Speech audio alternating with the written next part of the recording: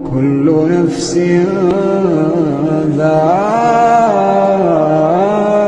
ذائقة الموت كل نفس ذائقة الموت ثم إلينا ترجعون والذين آمنوا وعملوا الصالحات لنبوئنهم من الجنة غرفا تجري من تحتها الأنهار خالدين فيها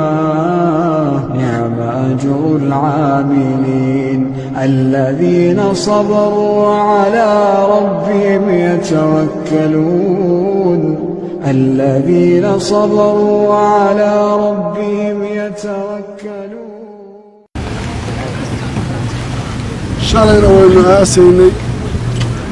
برينا وينو عاسيني وانا من الصلاة وسنة كونية كاملة هذه علة دينية نبي محمد بالدين الله عليه الصلاة والسلام inaan sabirhay waa shay waajib waxaa hubaala gacan ka xaqdaran inay dishay isagoo salaada jimcaha tukaday oo ilaahay u soo cibaadaystay yaa nin jaahila oo munxarifa oo loogu sheegay inay cibaado tahay sidaasibaa isagana saa ku dilay mid waliba ilaahay wuxuu ka mudnaa buu caawa joogaa waa hubaal nin maalin dhaweed xamar makhaayad isku qarxinayay yaa intuu shaha makhaayadii ka caboo dadkii salaamaybu wuxuu ku yidhi assalaamu calaykum markaa wuxuu u salaamaya inay muslimiin yihiin halkanaan maanta ku cibaadaysanayaa buuri markaasuu isqarxiyey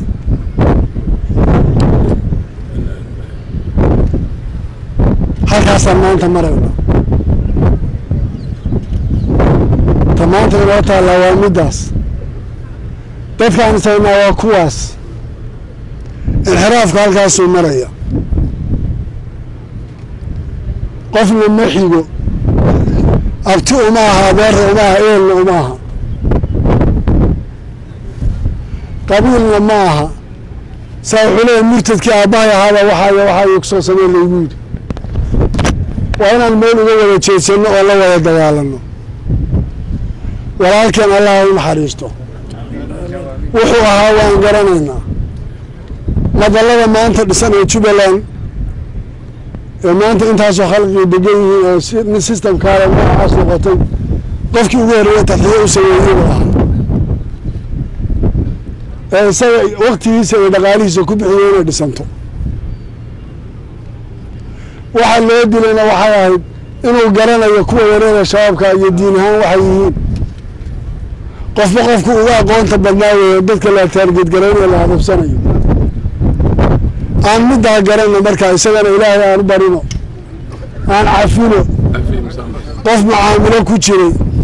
oo shaqo adduunya ka shaqaynayey qof walba waxbaa dhex maraya aan isagoo cafino oo qofka maanta cafiskiisu beriba isagana kiisa u noqonaysa sababtoo maanta isagu ma hadli karayo ciddii wax ku sheeganaysa adduunyo ku saabsan ama dayn kule ama wax sheeganaysa walaalkii baa jooga oo khaliif raabi la yidhaahdo oo idinla joogayo ciddii wax sheeganaysa isagoo la soo xidhiiri doonaan haddii ilaahay idhaah markaasay maamulku ka wada hadli doonaan waxaa jira dadku qofku markuu dhintay isaguuna hadlaynin in badanoo masabi waxaad ogaataa qofka isagu wuxuuna qofkaas ka qabin ku sheegta ama wuxuu sheegtahay waa wax isaga aakhiradiisa iyo adduunkiisa dib ugu soo noqonaysa waxaan u istaagay waxay tahay walaalkeen waa weynay kuwo kalena waan waayi doonaa kulligeen mayd socdaan nahay ajasheennu way wada taallaa laakiin ilaahay aan ka cabsanno isaga cibaadadiisana aan badino cadowgaasna aan garanno macnaha uu leeyahay iyo waxa uu jeedo intaasaan rabay inaan idhaahdo soomaaliya o dhan baa maanta in laga qabto u baahan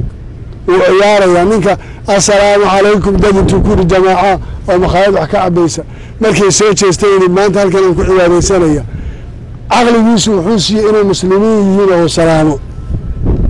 waxaana lagu yidhi ku cibaadayso inta badanna waa inta nolosha ka dhacda waxaa samaynaya